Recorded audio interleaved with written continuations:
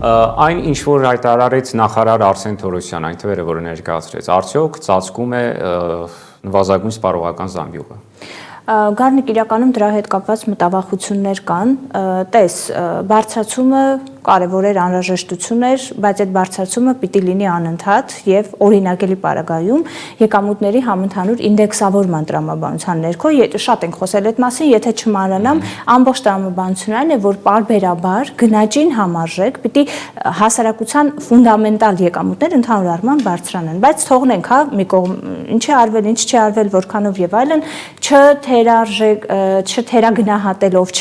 այսպես նվաստացնելով նույն այդ 10,000 դրամների հետ վճարների նշանակությունը, դա եւս որևէ կերպ լավորից չի, ամեն դեպքում այսօր ունենք որոշակի բարձրացում, բայց գալով արդեն կոնկրետ քո հարցին, որը շատ կարևոր է այս ամեն ինչում,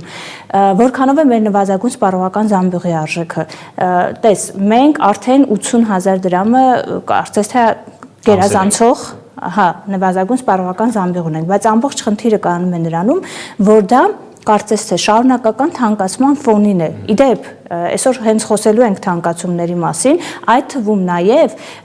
թանկացումների շարունակականության հետագիծ է նկատվում, որը լրացուցիչ ահազանգ է, որ սոցիալական խնդիրներ եւ այլն, բայց այդ թվում նույն սպառողական զամբյուղի արժեքը հետզհետե բարձրանալու։ Հետևաբար նույն ապրիլի 1-ից թոշակների, նպաստների որոշակի բարձրացման պարագայում այսօր չկա պատասխան, թե այդ նույն սպառողական զամբյուղի արժեքը որքան կկազմի եւ դրա հետագա այսպես զարգացումը, հա, գնաճի տեսքով իդեմս ինչպիսի սոցիալական պատկեր եւ ինչպիսի սոցիալական սպառնալիքներ կառաջացնի։ Իսկ սոցիալական սպառնալիքներ կան ավելի մանրամասն արդեն գնաճի բացվածքի ուսումնասիրման համատեքստում։